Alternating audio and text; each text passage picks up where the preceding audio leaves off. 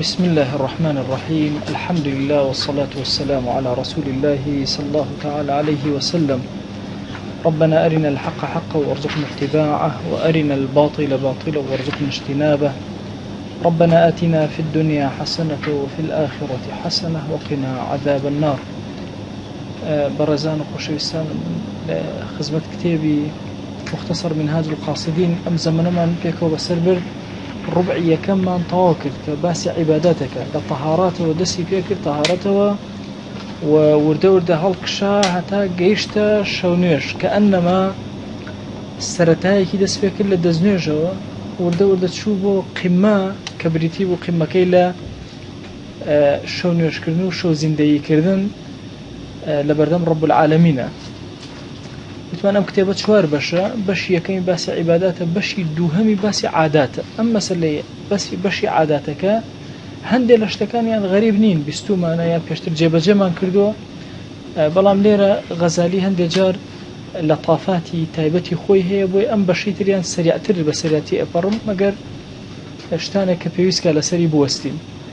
يكمن بابج ليرة العادات باسي خواردن أكا والاجتماع عليه والضيافة ونحو ذلك. آداب خواردن كوبونا ولا سر خواردن ميوان داري كردن وهاويني أمانة. فرمي وآداب الأكل منها ما هو قبله ومنها ما هو مع الأكل ومنها ما هو بعد الأكل. همو آداب كاني خواردن ابن السيبش لبيش خواردن لقل خواردن لدواي خواردن. بشي كم لبيش خواردنا وبريتيا لغسل اليدين قبل الأكل كما ورد في الحديث، فلأنها لا تخلو من درن.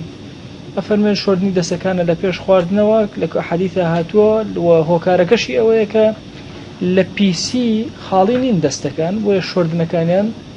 لا آداب جرينجا كان. ومن ذلك أن يوضع الطعام على السفرة أويك خواردنا كلا سر سفرة يكدابن ده الموضوعة على الأرض ولسر زويدة بنري. أو طبعا لمسألة سفرة طبعا أمخو مالين سفرة بابلين كلمة كلوه هاتوا داناني إترسوا ونسردمه كتشرم بو دواتر بو تشتيكي تأسا بو تسفرة سفري والسفرة شو السفريشة. جاء سبحان الله دقتي أو آداب إسلامية بن على الأرض الموضوعة على الأرض أو شواز أخواني لسا كرسي كان آدابك إسلامية آداب إسلامك ويك إنسان لسر زوي دابنش، فإنه أقرب إلى فعل رسول الله صلى الله تعالى عليه وآله وسلم من رفعه على المائدة. أو نزيكتر لآداب بيغمريانا صلى الله عليه وسلم لسر لو زياتر نزيك كأخوارنا لسر مائدة داني لسر شتيكي برز داني مائدة لأصلا أم كرسي ميزي أمنية ما إذا عرب هلا زويدة أنيشن بلام خواردنك لسر تقريبا بني خواردن شنكة بالاكي هر أوندا يعني هر أوندا 20 سنتيمتر برستر كسك ناتشميته هر أوندا واضح هلا بردميانا ده هر بقدر أو برزة بالضبط هر بخريج يعني هر وكو شون أو هر بخريج ده أندري بلام توزة برستر وخلك بدوري وكو أبيته لزور شو يعني أولا دولة كان هر أو أدابها هر باقية حتى لهولير لهندي عائلة كان بتاعي تركمانة كان وهرتي أنا باقية خواردن لسشتكي برستر دانن ما إذا أوي لا أجد القرآن دي خد بديها أنزل علينا مائدة من السماء باشا هند العلماء لباسي أو ما إذا شباسي وان كردوا الله بس اشتكى وهتقولك اشتكى برستر بولا زي قاشي ولا سر زي كوساو خواردنك بسري وبو لسري خواردين جاء فرمي أو باشتري لسر مائدك يعني هشتا أم آدابك استخار لسر مثلا كرسي وبوشي وازميز هشتا أو دا آداب دورتر لمائدكش واضحة. أفهمي وهو أدنى إلى التواضع أقل لسر زوينا مخوي بتشميته وأنا أو زيادة للتواضع أو جورق لا كبروا أوانا بشان أدانا مثلا مائدك. ومن ذلك أن يحسن الجلسة على السفرة أو الشوازي دانشين لسر سفرة جوان به فينصب رجله اليمنى قاش الراستي برسبكاته ويجلس على اليسرى لسر شبدا بنيشه شويني كم تريج أجري يعني بشوار مشقي دان نيشه قاش الراستي برزكاته لسر قاشي شبي دان نيشه. وينوي بأكله أن يتقوى على طاعة الله تعالى ليكون مطيعا بالأكل. جاء مثلا نية لا غزالي زور جرينجا نية هني أم كسكا أم خواردنك إخوة بهزي بك بوي بتوان طاعتي إخوة جوربك أم نيتك هرشي عادات إكاب عبادات وخواردن مثلا عادات إنسان بلان بهول أم نيتوك هني يكسر بتاع عبادات أجري سكر ولا يقصد التنعم فقط بس نيتك بس أو النبي قبل والله بس باتشيج ورقرم أنواع النعم كوكمونا. وعلامة صحة هذه النية أخذ البلغة دون الشبع. أفرمي علامتي أمتشية أويك أندازي خوي أخوة ونية طواو سكي بركاتو يعني تيرو أوانا أوان ديكوا صحتي خوي ببارزة لويك لبرسيتي إذا غيري أوانا. قال النبي صلى الله عليه وآله وسلم ما ملأ ابن آدم وعاء شرا من بطنه. هیچ دڵچەیەک نییە ئینسان پڕیکە خراپتر بێ لە سکی کە پڕی کرد زۆر خراپە. حسب ابن آدم أكلات يقمن صلبه ئەوەندەی بەسە مرۆڤ چەند لقمەیە بخوا کە پشتی ڕێک بێتەوە. فإن كان لا محالة أجر هەر حەزی لە خواردن بوو أو كاتا فثلث لطعامه وثلث لشرابه وثلث لنفسه. يعني أجر زوري خواد أو جاء سما زور كان الله آداب إسلامي ويا سكوك بس بش وانيا أرن بشيكي خواردن بشيكي أو بشيكي هوا بس أو الله أجرنا لابد هر ويستهر بخوا لو زيادرنا خوا يعني أخير حد كيتي أو أجرنا أولكي بريتي لشي أكلات يقمنا صلبه بشتي ركنا. ومن ضرورة هذه النية ألا يمد يده إلى الطعام إلا وهو جائع. يكيب لن يتكان ويك إنسان بوي أم يتراز بك أم بوي أخوات بوي بتواني طاعتي خوابك دز بو خواردن رانك يشي إلا كاتيك برسي أبي وأن يرفع يده قبل الشبع بيش أوي تير ببي دسي هل بقري. ومن فعل ذلك لم يكد يحتاج إلى طبيب. أجر كسي بمشي وازبك شون ها أجرنا إشي بالدكتور نابي ما أجر حالتي رودا ويشتك أجرنا إشي بالدكتور نابي أجر بمشي وازبك لمسألة أكله. ومن ذلك أن يرضى بالموجود من الرزق أو يبقى أندازي ويك للرزق موجودة باشا راضي بيه ولا يحقر اليسير منه باشا أجر كم لها تبردم أنا بسوك سيري نكا. وأن يجتهد في تكثير الأيدي على الطعام ولو من أهله وولده بام لخيزان منالي خوي به لسر سفريك بيك ودانشن چند دسيك دزراكشن وخوانك بركتي زياتر أكل. مسألة أوي حسب ابن آدم أكلات يقمن صلبه أو أندي بس إنسان شن لقمة وخاك بشتي ركاته. يعني تصور كان لولاتي إما يكشت هي مواعيدي زور مظبوط تصور بس خواردن برواك يعني كاتي نيورو تاكل كاتي خويا بياني إيوارا لك مرجني إنسان إلا نان بخوا لو كاتا إيكاك أخو برسيني جاريوا برسيني على بخوا دايث ما قرب نكريتو إجابة قرب نكريتو. يعني هنديك أو هي حالات هي لمسألة خواردنا لولاتي إما يعني دوشت زور دي ختمة خو خواردن يا سيب ودان لا وشرو بر كابراء على بخواكا كهش ساعة نخوي شو نبي أجر كم تيجي خوتي قضايا كاتو بريا كاتو إلا لقل مسألة خواردنا سبحان الله دقيق لكاتي خويا راكو بيك إيه جوار الشر مالكان كوكرو ولا صوتها هشتاي لوسي بدروي خواردنا على الصورة باش لما عيد يقول لا يا زوتر دا عنده درنكتر دا عنده كيشة دروسين يعني سبحان الله على بيغمر صلى الله عليه وسلم فرماجتك أنا آكل كما يأكل العبد. عبد شون أنا أخوة من شاء زيادة يقنية لمسألة كان شون عبدك ودامي شتيك أنا أخوة احتياج دوستكم أو إيشي بناردبهم فيديو إيشي كرت كابرا إيشي مصرية على الصال 1964 حمو نيوروك وإيواريك ناوي لنا أبو المساكين فقير ريزة قرن حفتها هشتاه كزيات إلا مالي أوانا نخون طبعا الله هيج كاتيق نبو أما يعني خلالي تيبكي هر بردوام أوابو يتباسك على الصالة كاني بسوشوار على باوبا بيرمين هر واهي ناوي أنا جاء طبعا كخلق نانخوا أما نام بيا أخوي نانخوا هريك القرآن خلنا وجرباج أو سيري كان كاب زاني كس خواني كم نية کێشەیەکی نییە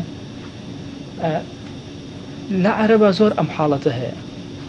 لای خۆشمانە لە ئافرەتە کە مناڵی هەیە ئەو حاڵەتە هەیە زۆر کات ئەو ئافرەتە خۆی کەمترین ڕێژە نانەخوا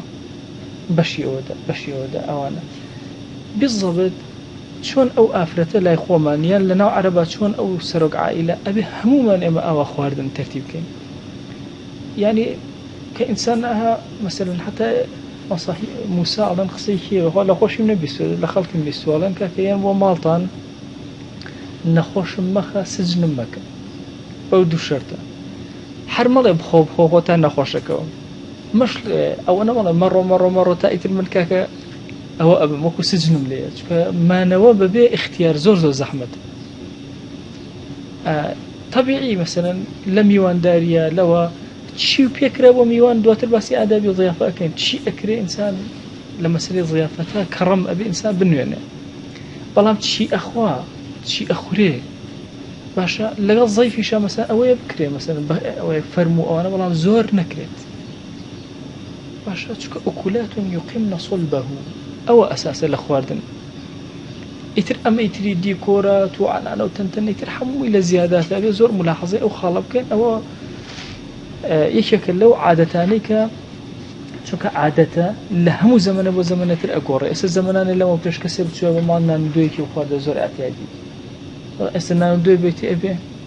هەڵی کابرا چوو بۆ ماڵێک ئەو هەموو خواردنیان دانابوو هەروی زوو دۆیە خوارەوی دۆکە دۆ بەخوا دۆ هەڵە ڕۆژدە داواتی کرد دۆ ڕووتی بۆ داداوتی دەبخۆ دۆکە دۆ نیوە مردە بوو هەتا شتێ بۆ دابنێت تۆ ڕەڵی دۆکە دۆ جا بۆیە ناومە لەناو بەشی عادات بەڵام عاداتەکان منضبطة لإسلام بشي بياسة أو قسمية قسمي دوم لكاتي خوارنك أفرمي في الآداب حالة الأكل وهو أن يبدأ ببسم الله في أوله والحمد لله تعالى في آخره أو يدس بك بسم الله بك لأوله سباسي خوابك لأخيره ومن آداب الزائر أو كسيك السردان أكا أن لا يقترح طعاما بعينه أي كابرا مثلا كي ومالك والله كاكوين ومالطان والله قوشتي سوروكراي وانا بناي خوين باش شلون هاجي بوقسنا كان بروحو خري وسيمو شويه باش اي هو بس حالتي اكل بسم الله بك الحمد لله بك ومن ذلك ان ياكل باليمين بدس الراس بخوا ويصغر لقمه كيف شبتي ككي ويجود مضغها جوان بيجود وألا يمد يده إلى أخرى حتى يبتلع الأولى دزراي كشي بودوم حتى يكم توقود أداء جا دزراي كشي ولا يذم مأكولا ذمي هيش خواردنا يقنك أو خواردنا بكالقنا ياتشي هيش ومن ذلك أن يأكل مما يليه لبردم خوي وبخوا إلا أن يكون الطعام متنوعا كالفاكهة إلا ما خواردنك متنوع وتشنجور يبو أو كاتوكو فاكهة مثلا تشنجورة دان لا بد زراكيش حتى غير فاكهة متنوع ودروست مثلا كابرا مثلا ميوانا دان مثلا سيجور خواردن لسر شتيك دان داوا زور طبيعي ما دام يك نوع نية وانا دزبو أي تريشان راكيش إلا بردم خوي النبي وليأكل بثلاث أصابع بسيبنجا بخوات وإذا وقع لقمته أخذها أجر هاتو لقمة كوت سرزي هل يقرأته إخوة وتأتي استكل استفلاك بيزنا به زور مراعاتي أوبكا تصور كان من هنا ميوان ميان يعني هندل الميوان كانوا كيان دوايك استفلاك هلا قلن هيش بيو ديارتي يعني تصورناك بالله والله خلقنا يان لسخواردو أو اندبا مرتبي وتأتي كومولا دوستي عرب مهن كدين كانوا اشتي يكشتي بتشوقني بكيوتو خوارو إلا إخوانا هەڵی ئەگرنەوە زۆر طبيعي چکە سفرەیەکی پاکە کەوتە خوار و هەڵی ئەگرێتەوە ئەوانە هیچ ئەوە نابێ یەک زەڕەشت بە خەسەر ناچێت ومن ذلك ألا ينفخ في الطعام الحار فونك لخواردنێکی گەرم ولا يجمع بين التمر والنوى في طبق واحد نەچێ هەم خورماکە هەم ناوکەکەی لە یەک شوێنە دابنێتەوە هەموو شتێکە ناوکی هەبوو واضحە مثلا قۆخە کەش و ناوکەکانیشی لێ ناو یەک سینیە یا لە یەک شوێنە نە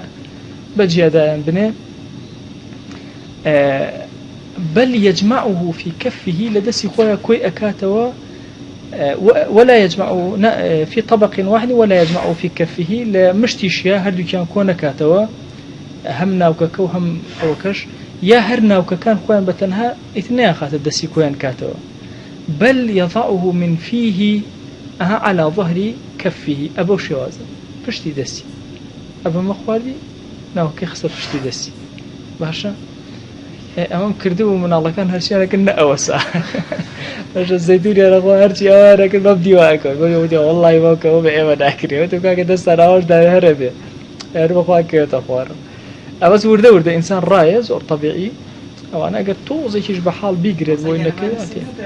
أي طبعا ولا آداب كان السنة عاداتي هم إسلامية مان أو ده أنا تخواره ثم يلقيه إن جدوي أو فريدا وكذا كل ما له عجم وثفل حرچيش تيكي تركا ناوكو أوانه به همان حكمية بس خرمان برجنية مثلا أو حكمية به أوانه ترش همو حكم كان يعني أقريته باش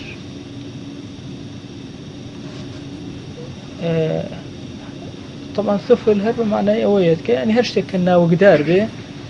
ناوك كباب تشوكيش به با قورج به باشا طبعا ناوكي قورو بتشوك باشا اما تنشتك من هي ناوككي اخوري تنشتك من هي دركي اخوري وانيا حتى اوش كدركي ناوككي اخوري بعين الشواز وكو قلب الرجاء وانا عين الناوككي ابو الشواز فريني باشا زور زحمة طبعا بلام اورا نهاتنا برواك الراهاتي زور طبيعي سي ياباني كان جاران كأسون ودولي أوروبي دو داريانا قصنا وجامطاك يعني اللي اكسب هنا كي خوي دري هنا بوي خوي شكو عادتي خويتي استوى ليات ولا أوروبا جوان دائما الله فاين يا مان ناكورن بس ورم آداب الإسلام هرهم مجيبة شيء كودو ده طبيعية بيته زور ولا يشرب الماء في أثناء الطعام لكاتنا نخوانك أو ناخواته فإنه أجود في باب الطب لباب الطب أو باشترينا كأو لكاتي خوانك نخواته طبعا أيش عادته سبحان الله مسلي أو خوانوا يعني عادتك زور سيرة برواك إستا كرد بعادت أمن فتريك خم بخم حتى كيكم هو أو كم نخوة عليه أجيرة هر بحقيقيش أجيرة بلان بس ورا بيك بعادات ورده توزي زياتر بيجو نأجيرة نهي زور طبيعي وأو كش ناخرته جاء ملاحظة أجر أو خلا بكرة شن بكرة لباب الطب باشترى أشكو بتاتي أوي إما سارده يعني تو حسابك مثلا ساردو قرم إتل الدانة والزر اللي أداتها كوتا طبعا همو أمانر سبحان الله يعني لباب الطب كم علماء قورانا دراسيان كردوا طبعا يكم لا يكون نبو الطبيب نبي وخما ولا ميرجون نزيكا الشيخ كان بيرا أبين كان طبيبون مثلا لجاداري ولو أنا كان وريانا تعاملا لقلا كردوا حتى ابن سينا مثلا أشهر عالم الطب عالم كلا علم دينية كان يعني زنايك دينية كأشهر عالم الطب مثلا أجا ملاحظة أو خالة كأليه اشتاق لباب الطب تصور كان طب شن بروا أجات أم نتيجة أمان زور اشتبوا لما كنا أنا بالتركيز باسيان كردوا طب بيتوانا كيوتو ولام لأخيرا نتيجاته توصل أم قصي أمان استرجل الدنيا يا زور باسي أو طب النوية أكري كبراسي طبي خوبارسن وقاية زور باشتري لطب علاجي إن جاء علاجي جاي زور باشتري لكيميائي وهكذا ومن آداب الشرب أن يتناول الإناء بيمينه أو يكا قابك بدست الراس بقري وينظر فيه قبل الشرب سيربك أو آداب سيربك إن جاء بإخواته ويمص مصا باشا لا عبا أو هلينيا باشا بهالمجين هليمجي مص أو هاي يعني أونك أو كيكسر أوبك كما واضحك أو زوزو لري طبية وباشترى فإن الكباد أنا أو جاء فرميه يعني فقد روي عن علي رضي الله عنه الإمام علي الروايات كده وفرميه مصوا الماء مصا ولا تعبوه عبا أو بهالمجين كما بخونه هالي مدن فإن الكباد من العب نخوش كاني جقرو أو أنا هرهمو لشي ولو هالضاني أو دروسه سي إمام علي رضي الله رحمته الله يعني بيهقي للسنة أو هنا يأتي ضعف كتير حديثك ظلم بهر حال لو تشيل الرد الطبي وبش جديدها به ولا يشرب قائما ويتنفس في شربه 3 باشا وببيو أو كنا أخواته ولا هناك هم بسري كنا أخواته هواش سيقوم مثلا هناس اللي بينك يعني أنا أداء وبإسراحة الأخرته ولا صحيحين هاتوا في غمريان صلى الله عليه وسلم كان يتنفس في الإناء 3 سيجر هناس أداء باشا أويا كاتك أبي أخوار دوا والمعنى يتنفس في شربه في الإناء بأن يباعد الإناء عنه ويتنفس طبعا لفرماشتكا فرماشي كان يتنفس في الإناء 3 خيال وانكي أو قابك وده أنا سيترها لا أفرمت شون معنى أمس يتنفس في الإناء أفرمت المعنى يتنفس في شربه في الإناء لا حسفك يعني لكاتي أو خورنا وكا سيجر هنا سيئدا بوشي وازا أن يباعد الإناء عنه قابك لا أبد هنا سيئدا هم دسي بيكرت واضحة نكر قابك بالدم وبي مثلا يا فرداخك سي هنا سبا لا هم جاري لا أبد وين جاء إخوة لا أن يكون النفس في الإناء نك هنا سكن بسر قاب بسر آوكا بين خير هم جاري آوكا دور خاتو هنا سيئدا وإخوة أو قسم دوهمشك لكاتي خوانك أمام آدابنا بكارين أي لدواء خوانك من آداب الأكل ما يستحب بعد الطعام لدواء خوانك وهو أن يمسك قبل الشبع دز بقريته بيجوي تيربي ويلعق أصابعه بنجكانيا أو كوتشك إخوة باشا بيليسيتوا خوانك زيادة بيو من بيو النهيلة وأن يسلت القصعة وهروها أو قصعي كلا بردم أو قابي كلا بردم يأتي قابك عينا باق بكاته بيخوا يعني أو بقايت يا ماوى مسحي كايت بنانك مسحي أكا هرشتك مهم قابك شيء أوبك وليحمد الله حمد إخوائي قوربك ففي الحديث عن النبي صلى الله عليه وآله وسلم أنه قال إن الله لا يرضى عن العبد أن يأكل الأكلة فيحمده عليها ويشرب الشربة فيحمده عليها خوي قبر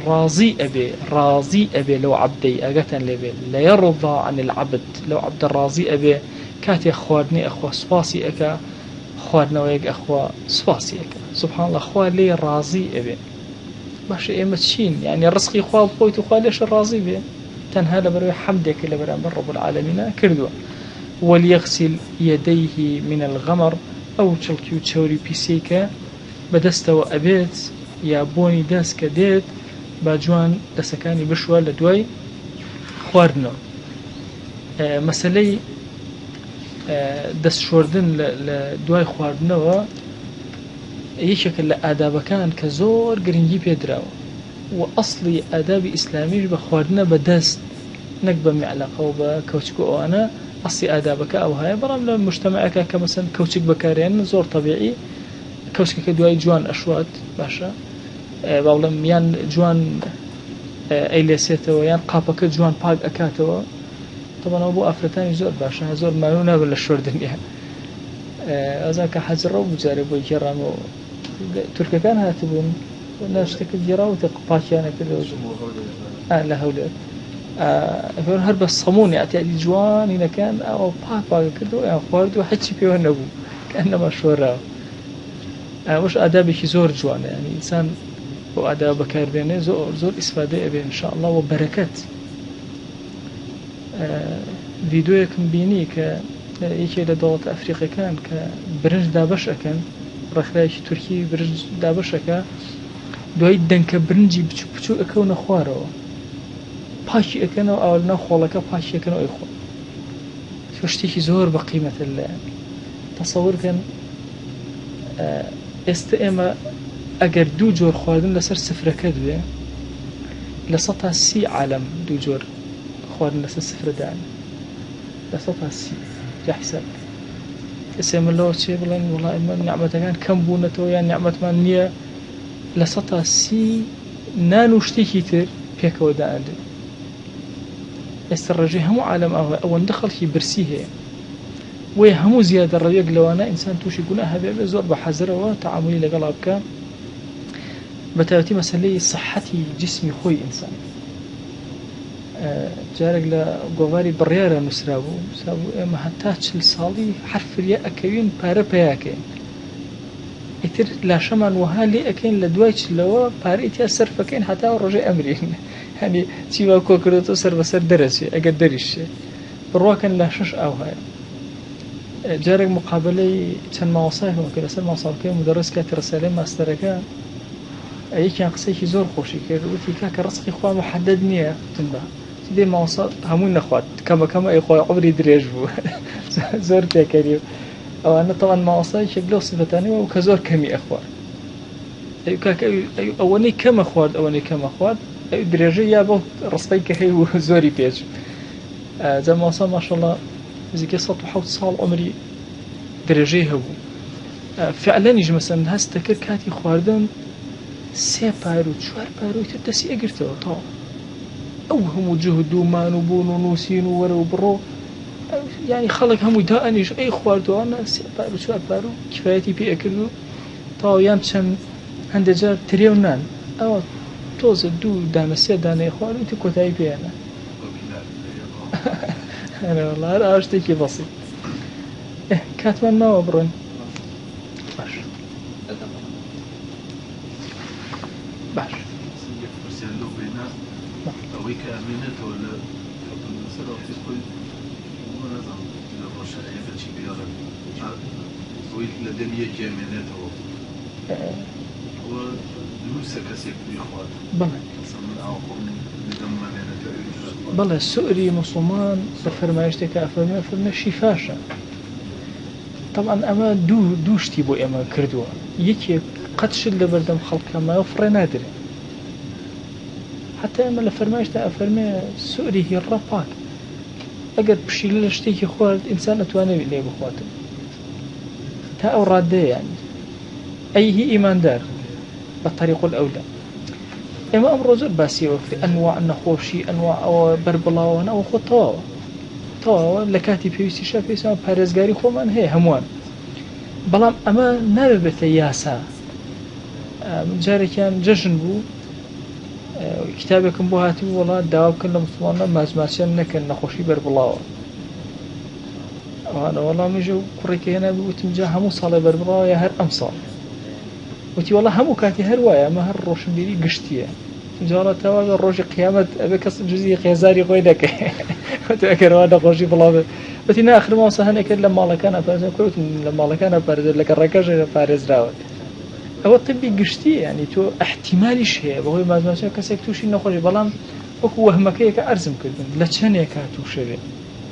چەند کەس ئەم نەخۆشی هەیە ئەسڵ لە ئینسانە عەدەم نەخۆشی ئەسڵ لە ئینسانە تەهارەتە ئەبۆیە زۆر طبیعی دروستە و شیفاشە ئێمە فەقەیەکمان هەبوو وەختی خۆی کە ئەوە نەخۆشە بوو ئەوانە یەکێک ئاوی خواتەوە ئاوەکەیم بۆ بێن با تۆزی بزان مسلمانە ئەی تۆزێکی لێخۆ ئەگەر مسلمان بێ باشە بەڵا باشە مسلمان دیێ لاکەی ترێ فەرمایشتەکەی وەرەگرت ئاجا زۆر طبیعی ئەو سوورە ئەو خواردنێک کە ئەمێنێتەوە لە بەردەم مسلمانە زۆر طبیعی بەتاتی ئێستا زیادە ڕەوی زۆر ئەکرێ ئەم خواردنەی بەردەم ئەم کەسە ئەمێنێتەوە جاری وە هەر لە بەلەمەکە ئاڕێژرێ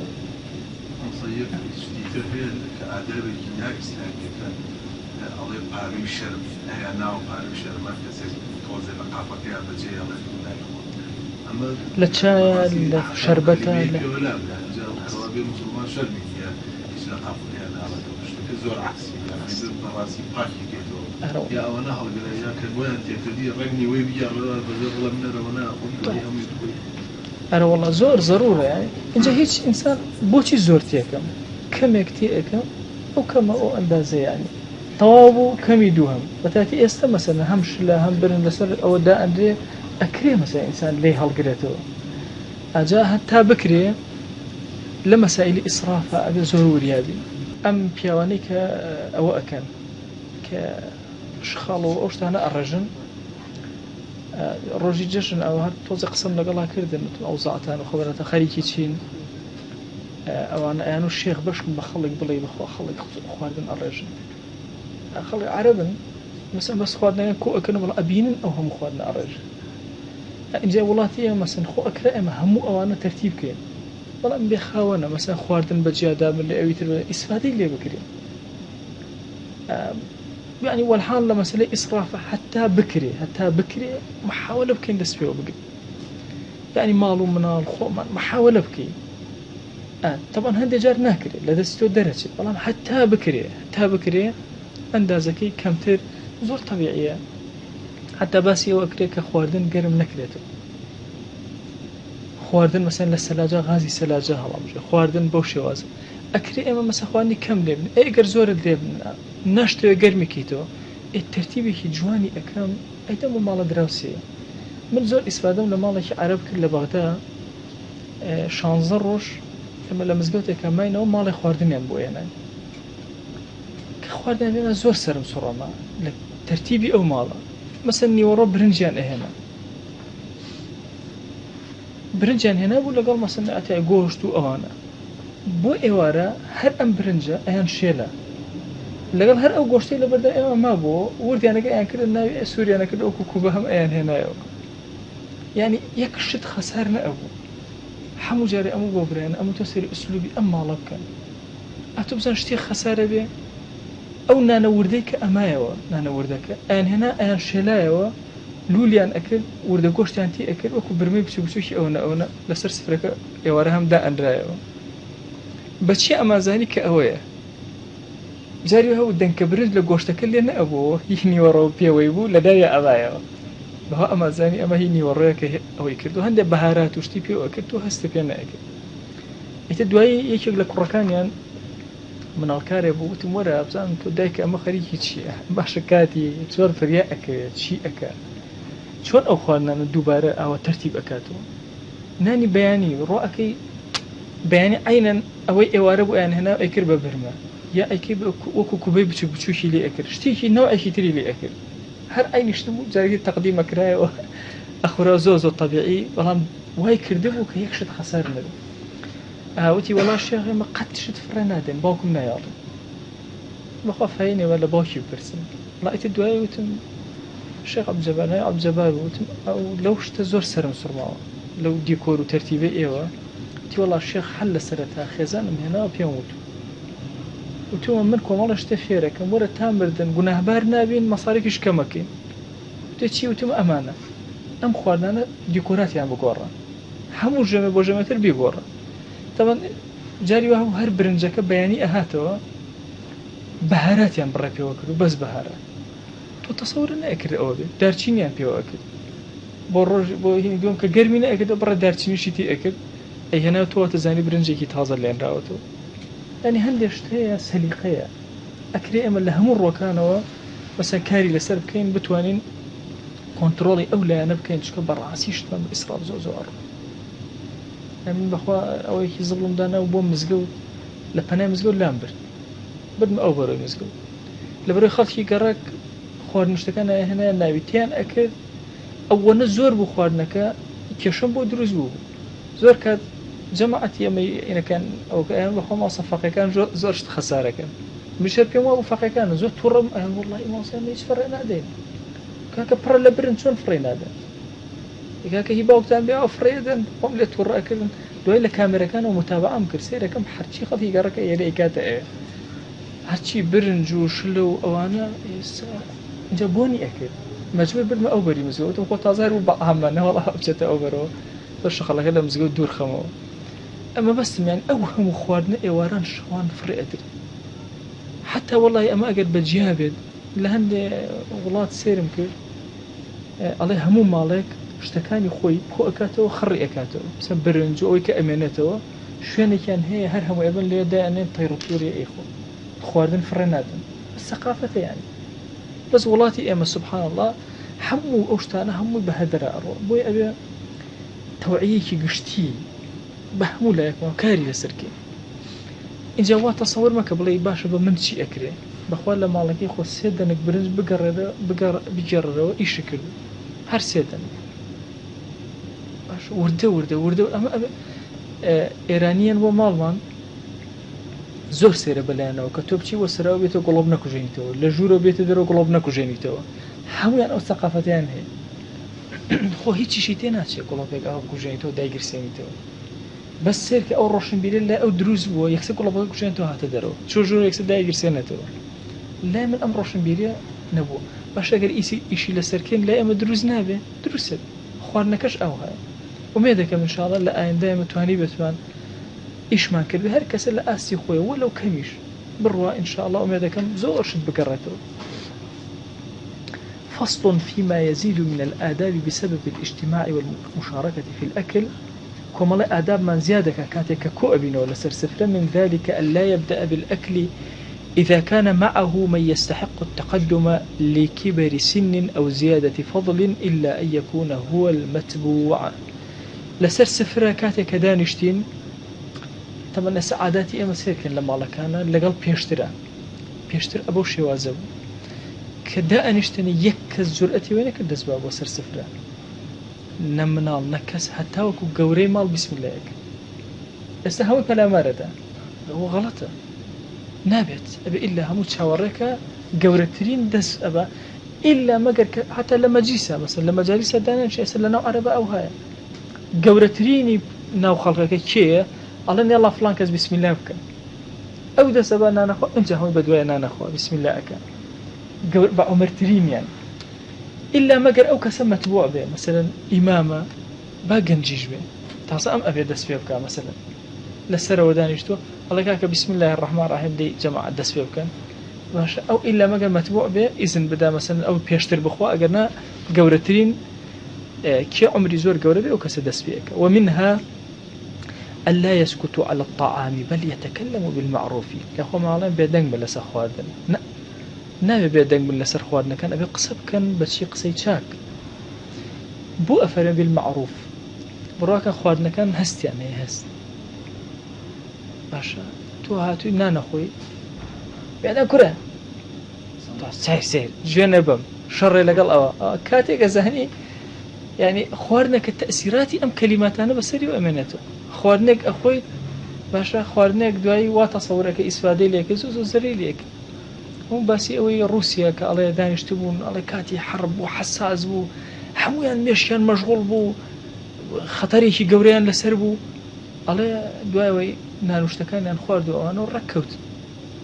هەمویان برەنە قەسەخانە ئەڵێ خادیمەکەیان گەوتیانەوە تەواو زەهراوی کرد هەرچی کیباری زوڵباتە هەمووی ئەوە بوو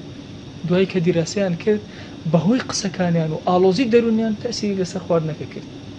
وای کرد کە خواردنەکە ئەو نەفعی نەبێ ئەم دەرسەم هەیە لەگەڵ ئافرەتانە ئەم جارە پێیان ئەڵێم کاکە کە خواردنێکتان ئامادە کرد بۆ کەسێک بۆ میوانێکتان بەڕق و قین و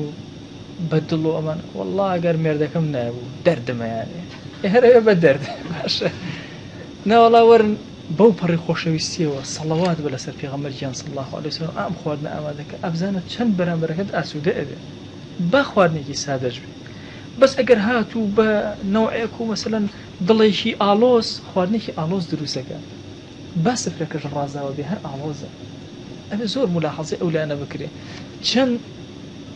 ئەها معروف قسەی حکایەتی صالحین لە ئەطعیمە و غەیری ئەطعیمە و ئەو قسە خۆشانە وەڵا کاکە لە ئەوەڵین وەڵا قسەی معروفە بکەین باسی سیاسەتە حتا خواردنەکە تەواو بێت چی ئیسفادەیە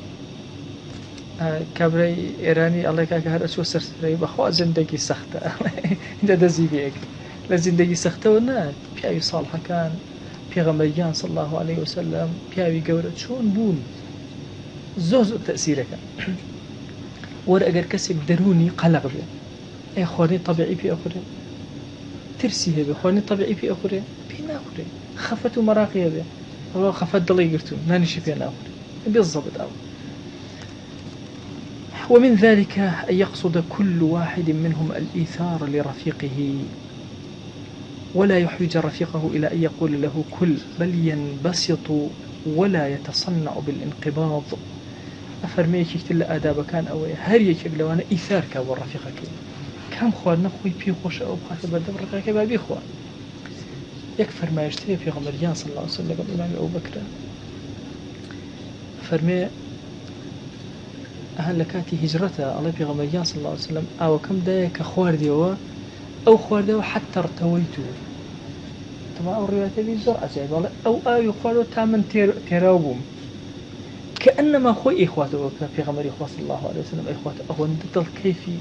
خوشك برام بركة إخوة بويا إيثار لقل يكتر على سر سفرنا كم بلا مال بدا بشي أو يتر وخنا كامي زور باش خوي في خوش إخاته بردم رفيقك أو نزيك كاته ولا حاولك ولا يحوج رفيقه إلى أن يقول له كل باشا باو وهاج نبيك مثلا بيز بوكا كحاولك في بلا بلا كبخو بل ينبسط ولا يتصنع بالانقباض خوي أو نكاتو أو أنا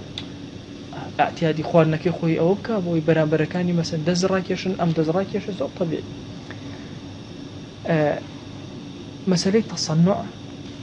تصنع زور خلال وقتی خوی آنود ببرستی امانی تو دروش اکی تما کابرا ایو بخوان آخر تیرم خواه والله تیریشی نه آخر دروشی اکی دو هیچ نه تصنع نکال لانقباض دزگرت نوا دوستی که بخوام والله من تیربم هر وانا أخوان نه طبيعي حالتي خوي شنك أو أنت أخوان ومن ذلك ألا ينظر إلى أصحابه حالة الأكل لألا يستحي باشا هي تجي لأداء وكان يسير رفيق كائنك تشاو برت تشاو وإن النخوان باشا كابر الشر وقعد سكرته لا حقي نبي ومن ذلك ألا يفعل ما يستغفره منه غيره سيرنا مجلسك أجر غير خوي لو تش صفته بالله خوي طبيعي به بلام لا غير خوي طبيعي نية كلا الخلق دانيش أو صفته جيب جنك باشا أو صفته نك كبران بركي قيز أكاته وأكر خوارنا كيف نخره حسابي أو لا نبكى ولا ينفض يده في القصعة باشا كبدزنا ناخذ أو كاتب وسر قصعك مثلا يعني أو دس بتكينه أو يناو دس يبكيته ناو قصعك أو ناو خوارنك أو نك ولا يقدم إليها رأسه عند وضع اللقمة فيه كاتك أم لقمة أم آدابه زور كوري لقمة كب ولا الدم أبان نك دم ولا لقمة كبر ولا فلسفة مروفا لناو همو آجلك همو حيوانات أبابنا جيان دار كان مروف خصيصية هي كاتي خوادنا سري برزة أتو سيركن زوريني آجلكان سريان أكرت بن داوين يعني كاتي خوادنا مروف نبيك سري برزة عندي آجلكاني تريش بلا مسألة وستاني مروفو هناني أو خوادنا بولا دمي زور قرنج نك دمي بري ولا خوارنك برواكن هي وهنا نخوالي شقشقه انجاج رواتته بشويه تدو هي ضروري انسان خوي غير اوي دروس كردو كسري برز به وي خوارنك ولا دميان بير كرو اگر چند کسی فيك ونان خون لسر یک صفره یک سيني باولن خوارنكي مشترك همو جاره كبره سر برده بشو اینجا تيك بخاطه دمي لو اچل پرچب كيت خوار لو چه مو يكي كيت خوارو نا خوارنك ابا ولا دمي واضحه أو ملاحظة لا تشايا لا خواردنا ولا دائما هذه قتي أو بنزور كسين إكتوزا برا بيشوا دك خود بيني تبيشوا أم ملاحظة أو لا أنا أو لا أداب كان وإذا خرج شيئا من فيه ليرمي به أجرشتق دمي درشو مثلا أو أنا ما اعتادي له فري بدا صرف وجهه عن الطعام وأخذه بيساري بدسي شبي رول أخوانك ورجال لا يبر ولا يغمس اللقمة الدسمة في الخل باش مسألة شوري لا إما مثلا تنشتكي كدأن ربهنا دأن خل لا إما كم دأن باش ربهنا دأن يان بيانيان دوشاو دأن مثلا تيكي تشوري بيانكا چکە چاوریەک ئێستا بەسەری دەرەکەوێت دیقەتان داوە ئێستا ئەگە کەوچکێکی چاور بکەی بەناو ڕۆبەهەنارە یەکسەر چاوریەکە بەسەریەوە دەرەکەوێت ئەفەرمێن بە هینێکی چاور با بڵێن تیکەیەکی چاور نەکاتە ناو ئەوە واضحە ناو خەلەوە بۆ چونکە چاوریەکە بەسەریەوە ئەمێنێتەوە لەوە ئەچی غەیری ئەو ئیتر تەبیعەتی نەیبابی خۆ یان ڕۆبەهەنارێکە لە هەر شتێک لەوانە بەڵێ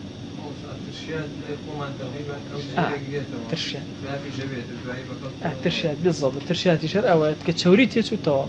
إنجا بعكس شو هي أمج نكات الناو تشوريه ها ولا الخلة تكيش هي بسركوية بك بناو تشوريه مثلا عينا بناو الرونا مثلا عينا حالات دروس أبيته تيكلاوي دروس أبيته فقد يكرهه غير خوي بينا خوشه وبكبير نيكا